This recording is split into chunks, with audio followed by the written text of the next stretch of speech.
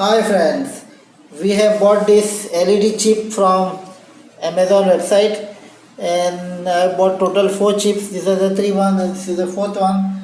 So now we are just testing it, and actually these chips are made for this LED floodlights. So we are testing it now on a direct battery. This is a big battery. You can connect it to this battery or you can connect to an adapter circuit or a LED driver. So let's test now.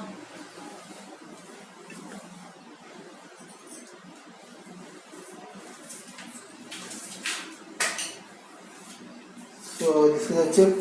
We are connecting it here.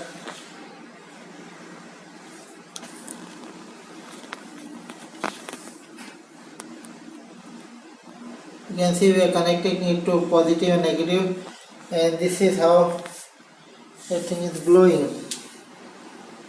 You can see, okay, it's glowing very bright. You can make a DIY focus of this. 20 watt. 20 watt. This is 20 watt. Okay, thanks for watching the video. Have a nice day.